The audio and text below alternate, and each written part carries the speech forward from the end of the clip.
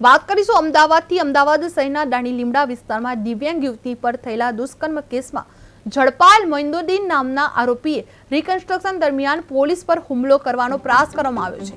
PI Imran કાસરા તરફથી firing કરવામાં આવ્યું હતું, જેના પગથી એક ગોળી લાગતા આરોપીને સારવાર માટે હોસ્પિટલ ખાતે ખસેડવામાં આવ્યો છે।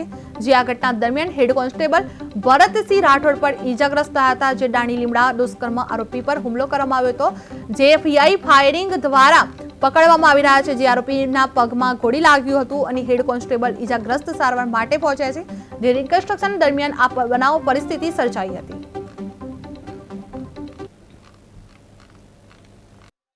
લીમડા પોલીસ સ્ટેશનમાં એક મેન્ટલી ચેલેન્જ દીકરી ઉપર બહુ ક્રૂરતા સાથે રેપનો બનાવ બનેલ હતો। જે એ રેપના દરમિયાન જ્યારે બનાવ બન્યો ત્યાર પછી એ સમગ્ર તપાસ ક્રાઇમ બ્રાન્ચને સોંપવામાં આવેલી હતી માનનીય કમિશનર શ્રી દ્વારા। એ જે અનડિટેક્ટેડ બનાવ હતો, અનડિટેક્ટ ગુનોનો ક્રાઇમ બ્રાન્ચ દ્વારા ભેદ ઉકેલવામાં આવ્યો।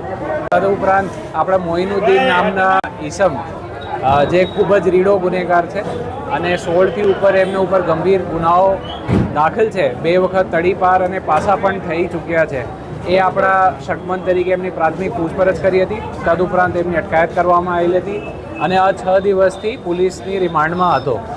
એ રિમાન્ડમાં આપણે છેલ્લા 3 દિવસથી એમને સઘન પૂછપરછ કરતા એમને ચોક્કસ જગ્યા જે પોલીસનું બતાવવામાં આવી। આજના બપોરે લગભગ આશરે 12:30ની આજુબાજુ દ્વારા જ્યારે રિકન્સ્ટ્રક્શનમાં એમને લઈ જવામાં આવેલું હતું। એ જે મોઇનુદ્દીન બકરવાલ છે એ પહેલાંથી જ ખૂબ જ વિકૃત માનસિકતા ધરાવે છે। અગાઉ એમના ખૂબ સેલ્ફ હાર્મની પણ